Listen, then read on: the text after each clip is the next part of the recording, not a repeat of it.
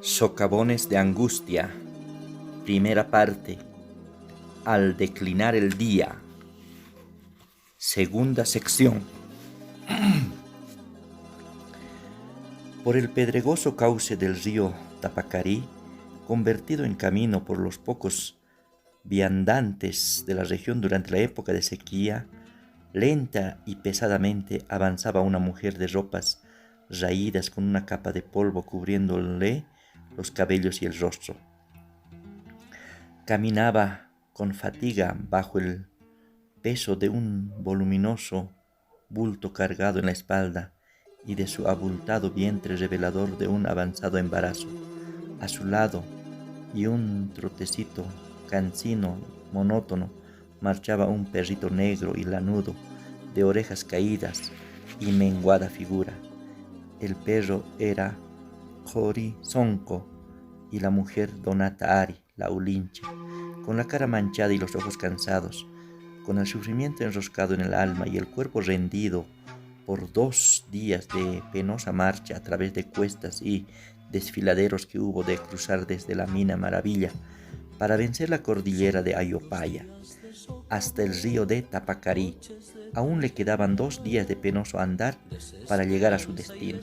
Primero debía pasar por el pueblo de Tapacarí, luego seguir siempre río abajo hasta Arotani y de ahí hasta las proximidades de Soticollo, donde encontraría a los suyos.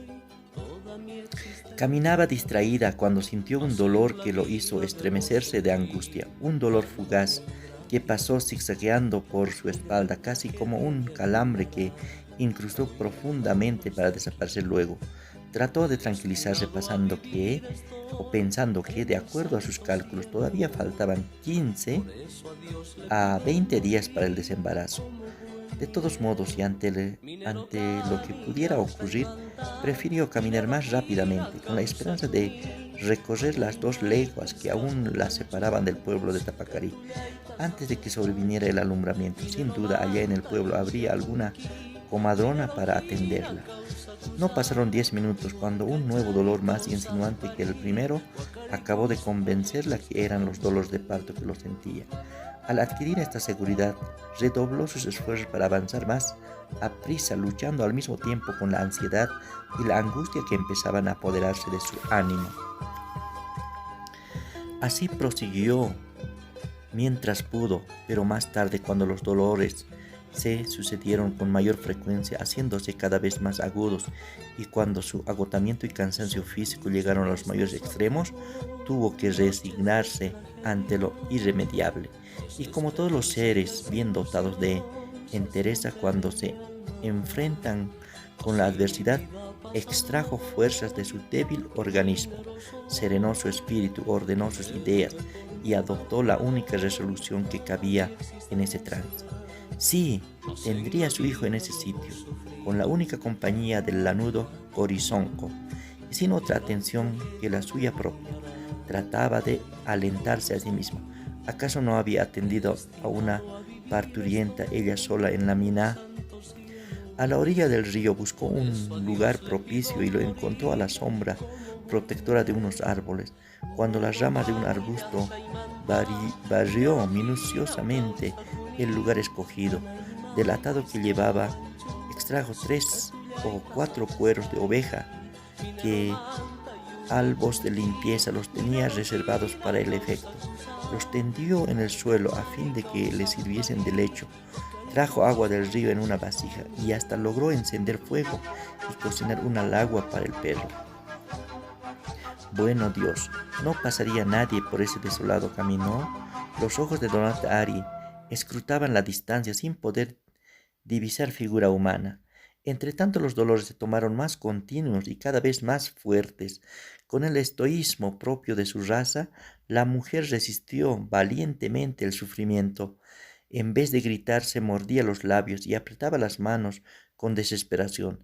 El perrillo Corizonco, dándose instintiva cuenta del padecimiento de su ama, con el rabo encogido que acentuaba su miserable figura, ora daba vueltas alrededor de la enferma, contemplándola incesantemente, ora le lamía la frente sudorosa o las crispadas manos, cuando queriendo infundirle valor con sus demostraciones de afecto.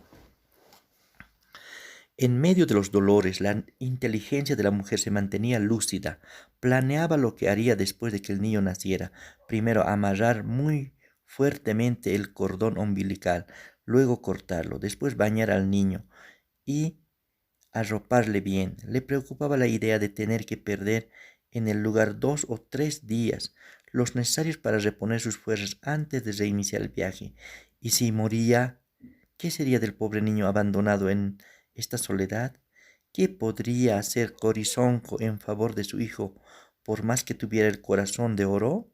Era necesario y urgente vivir. Aquel niño que ahora en sus entrañas forzaba por salir a la vida era hijo del hombre que amó y era un imperativo, la obligaba a desear la vida, a agarrarse desesperadamente a la existencia. Después de varias horas, la intensidad brutal de los dolores le hizo comprender que el alumbramiento se encontraba próximo. No lanzaba un grito, pero tenía maltratados los labios de tanto morderlos. En cambio, el perrito, que temblaba a su lado, fijos los ojos en su rostro, dejaba escapar quejidos ahogados. La dolorosa angustia de la mujer iba aumentando hasta que por fin el único gemido que dejó escapar su garganta, un gemido ronco y contenido, fue el preludio del llanto de un niño, ese llanto infantil que trae a la enferma la doble alegría de anunciar el final de sus sufrimientos y de hacerla sentir madre. Mientras Donata Ari, penosa y trabajosamente, fue cumpliendo todos los menesteres posteriores, Corizonco, con visible alegría, se entregó a desenfrenados saltos y carreras, atronado el espacio con estentóreos ladridos. El polvoriento camino de Vinto a Suticollo encontraba animadamente transitado aquella tarde de domingo, con la indiada que regresaba de la feria semanal de Quillacollo, arreando mulos y borricos, aliviados de la carga de cereales vendidos esa mañana. Los animales, venteando la proximidad del establo, caminaban rápidamente, levantando densas nubes de polvo. Cada recua iba seguida por 3 o 4 indígenas de ambos sexos, que conversaban más expansivamente que de costumbre, acaso porque la feria bulliciosa del pueblo inyectó en sus espíritus, generalmente melancólicos, un poco de animación. Por ser el gusto de haber comprado alguna fruslería mucho tiempo ambicionada, o simplemente al influjo de algunos vasos de chicha bebidos en afueras del pueblo. Algún mozo solitario avanzaba por el camino, arrancando de las cuerdas de su charango los sones dulces y monótonos de un huayno. Los colorines vivos de mantas, polleras y ponchos nuevos ponían en el conjunto una nota de exuberante y típica policromía. Dando tumbos en los baches del camino, atronando el ambiente con el escape abierto y levantando cortinas de tierra, apareció un camión destartalado, cargado hasta lo imposible con movediza carga humana, indios e indias, cholos y cholas, mujeres de altos sombreros blancos y hombres de ponchos de colores vivos, apretujados, incómodos pero satisfechos. El camión, que parecía un racimo de indios y de cholas, respingó en una gradiente y se perdió tras una curva cerrada. Al dirección contraria a ese corriente caminaba Donata Ari, llevando en los brazos a su hijo, y en la espalda el atado de ropas y vituallas. En pocos días su aspecto había variado. Se diría que el advenimiento del niño la hubiese remozado física y moralmente. Al encontrar un arroyo que cruzaba la carretera, sintiendo grata la ternura del agua fresca, se sentó a la vera del camino, mojando sus pies en la suave corriente. La gente pasaba por su lado, sin parar mientes en ella. Mientras el agua del arroyo refrescaba sus cansados pies, la indiecita, que tampoco ponía atención en los transeúntes, dejó que su cerebro captara una serie de recuerdos y se perdiera en las largas meditaciones. Hacía pocos años que había partido de esos mismos lugares, llena de dicha y optimismo, siguiendo a Julián Chuquimia, sin el menor pesar de abandonar a su madre viuda y a su hermano. Cuán distinto fue el viaje a la mina. La alegre pareja recorrió el mismo camino, sin percibir las distancias ni tener noción del tiempo, deteniéndose allá donde quería y aunque viajaba de fuga, pues Julián había robado a la Ulincha, sentían como si el mundo entero les abriera los brazos acogedoramente. No fue por allá mismo, justamente detrás de esos viejos molles, donde después de muchas risas, forcejeo y manotazos, el mozo, jugando, logró derribarla sobre el verde lecho del alfar. Los recuerdos perseguían a Donata, llegaban desordenadamente, a veces acariciadores, a veces tristes, dolorosos, formando nudos en la garganta, o dulces, haciendo surgir sonrisas hasta en el mismo corazón. Después, por medio de cartas llegadas alguna vez a la mina, los familiares le instaron al retorno, ese retorno tan largo tiempo planeado por Chuquimia, un regreso triunfal con ropas nuevas, con dinero suficiente para comprar un terreno y con su Julián trabajador y fuerte que habría conquistado el cariño de los suyos, aparte de la admiración y envidia de los extraños. Ahora esos sueños se habían esfumado como los celajes en el poniente, como llega la noche. De tantas ilusiones solo le quedaba el hijo que llevaba en los brazos. A pesar de las dolorosas remembranzas, la idea de ver nuevamente a la madre y al hermano, a quienes con la ausencia había enaltecido, la llenaba de dicha y obraba sobre su espíritu como paliativo a sus acongojantes recuerdos. La madre hacendosa, buena y respetada por todos, conservando celosa y virtuosamente su viudez, no obstante ser relativamente joven, el hermano de apacible carácter y trabajador como un buey de labranza. Cuando murió el padre, el hermano, que entonces era adolescente, se había hecho cargo del pegujal, cumpliendo con los patrones de la finca todas las obligaciones de los colonos como si fuera un antiguo y experimentado jornalero. En esa forma pudo conservar para la familia los terrenos, el rancho, el corral con sus animales. Toda vez que Donata Ari quería recordar a los suyos, imaginaba a la madre delante de un telar, con el rostro grave y ceño fruncido, tejiendo afanosamente un poncho o un pullu, y al hermano sudoroso, polvoriento y con todos los pantalones arremangados hasta las rodillas, conduciendo diestramente una yunta de bueyes para arar el barbecho de la hacienda. Así había visto muchas veces a ambos antes de salir de Hatum Rancho, donde nombre de la finca en que vivían. Largo rato estuvo cavilando y solo cuando advirtió que la tarde caía, se incorporó para reiniciar la marcha. Muy poca distancia le faltaba recorrer y esa altura del camino, cada lugar le traía un nuevo recuerdo de su infancia o juventud. Todas las cosas que miraba le resultaban conocidas: árboles, chozas, campos, labrantíos, acequias y hasta piedras de la carretera. Con la facilidad con facilidad notaba las pocas cosas que había cambiado durante su alejamiento. Aquí faltaba la figura corpulenta de un añoso molle, transformado en su ausencia el paisaje familiar. Allí, habiendo puesto una lechada de cal a la choza del viejo Apuli, más allá habían construido un puente rústico sobre la rumosa acequia. Pese a los pequeños cambios, casi todo estaba igual y esa circunstancia le producía una sensación de sosiego y de tranquila dicha.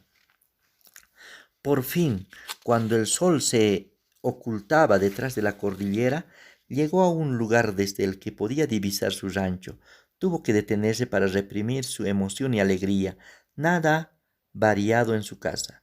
Los 4 o 5 árboles frondosos seguían rodeándola, con sus manos inclinadas hasta la paja del techo en ademán protector. El corral con cerco de arbustos espinosos, el pegujal que a la sazón se hallaba cruzado por simétricos surcos de siembra. Después de un corto lapso de muda contemplación, llegó hasta la casa. Como un ladrón, trataba de acallar el ruido de sus pisadas y los latidos de su corazón.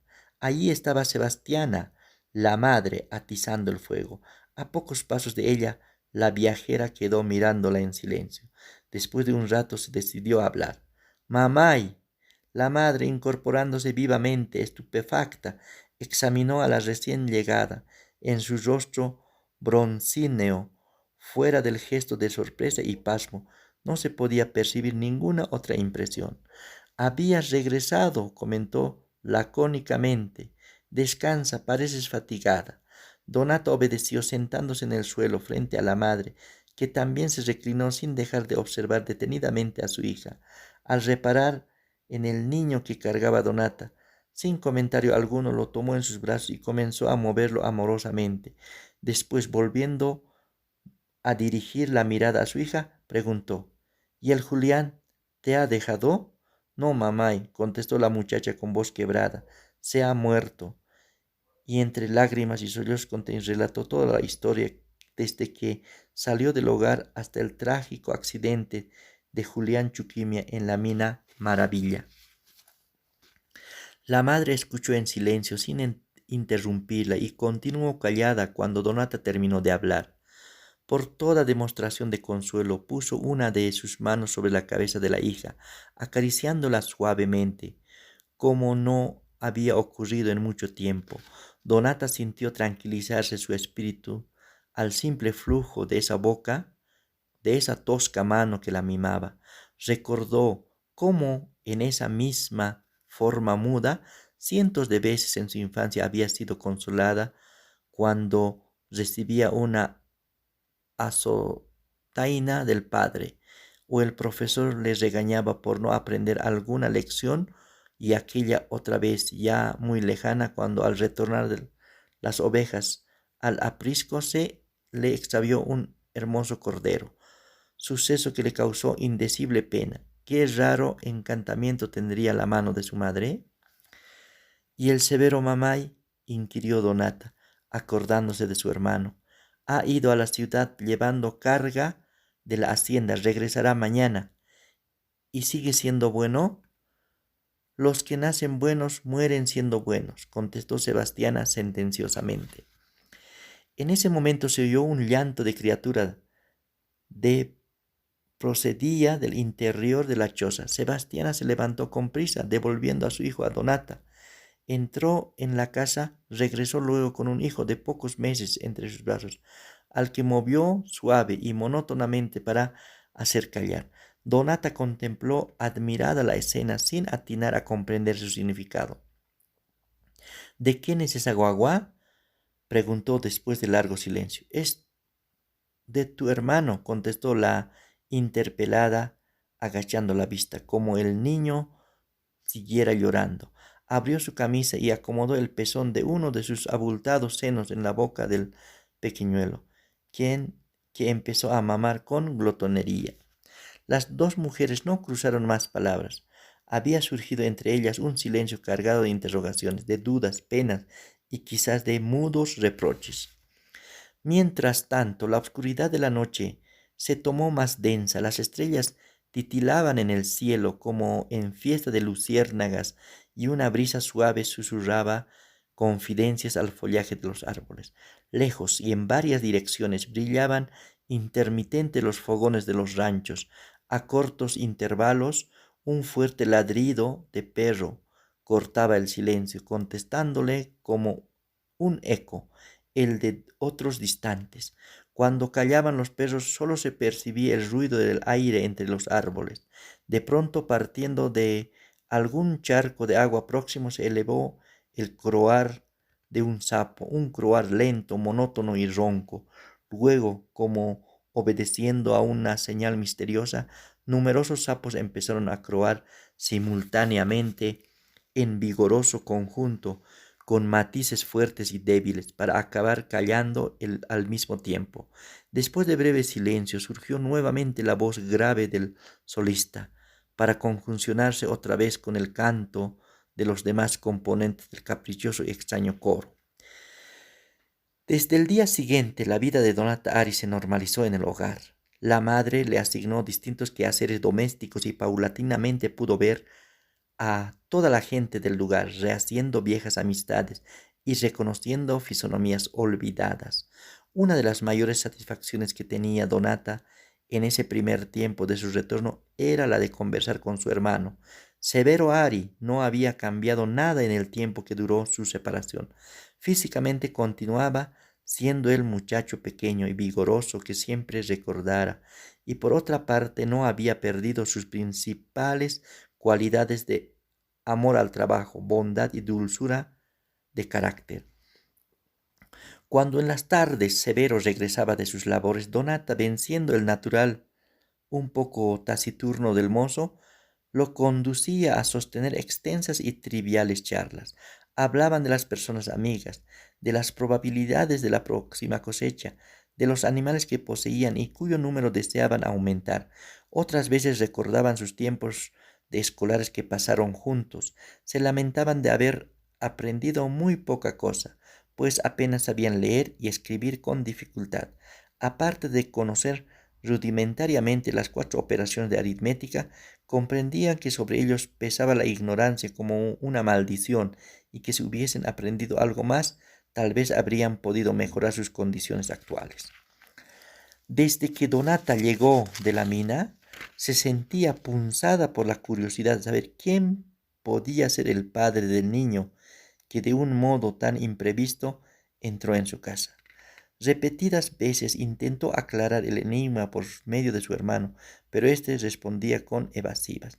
Sin embargo, en cierta ocasión en que volvieron a tocar el mismo tema, ella creyó entrever un chispazo de cólera en la mirada de Severo, y aunque hizo todos los esfuerzos al alcance de su imaginación para obtener algún dato revelador, no pudo conseguir otras palabras de explicación que las ya acostumbradas de no sé. Una tarde, mientras esperaban pacientemente que Sebastianas les llamara para darles comida, Donata preguntó a su hermano: ¿Y los patrones cómo son? No son tan malos, contestó Severo, moviendo la cabeza con desgano. Rara vez nos pegan y generalmente desahogan su rabia insultando y amenazándonos, pero sin llegar a tocarnos. Como tú sabes, en Juchuy Rancho todavía azotan a los peones. Te acordarás que tú, Julián, salió de esa finca porque quisieron castigarlo en esa forma. Sí, me acuerdo, sucedió poco antes de que nos fuéramos. Donata se puso triste y su hermano, al notarlo, trató de desviar la charla. A mí los patrones me tratan bien, nunca les doy motivo de queja y trabajo a conciencia. ¿Y cuántas horas trabajas? El hermano la contempló admirando porque nunca se le había ocurrido contar las horas que trabajaba. Iniciaba su labor cuando nacía el sol y regresaba a su casa al anochecer. ¿Estás loca?, preguntó sonriendo. En las minas solo se trabajan 8 horas. Así será en las minas. Donata quedó reflexionando. ¿Por qué los hombres de las minas, trabajando solamente 8 horas al día, llegan tan rendidos al final de la jornada, mientras que en el campo, después de 12 horas de trabajo, quedan tranquilos? ¿Y por qué los mineros tienen el carácter tan huraño y tosco, mientras los labradores se les ve corrientemente satisfechos? No atinaba a comprender. ¿Y cuánto ganas al día?, volvió a preguntar. Ya te has olvidado, nos pagan 10 centavos de ración, pero es una miseria. ¿Y el pegujal? Otra vez en la mente de la mujer surgieron nuevas reflexiones. El pegujal que daban los patrones a sus trabajadores, ¿podía compensar el mismo salario que percibían? No sabemos nada, concluyó sus meditaciones en voz fuerte y con acento despechado. Y dime, ¿tú nunca has tenido inconvenientes con los patrones? No, ya te he dicho que conmigo se llevan muy bien y con los demás tampoco son muy malos. Solo el niño Alberto, dudó el nombre sin querer concluir la frase. ¿Qué hace el niño Alberto? Severo continuó hasta que finalmente pareció decidirse y contestó: abusa mucho a las mujeres. Y mientras decía estas palabras nuevamente, Donata creyó percibir en la mirada de su hermano el mismo chispazo de cólera que entrevió cuando una vez hablaron del otro hijo de su madre.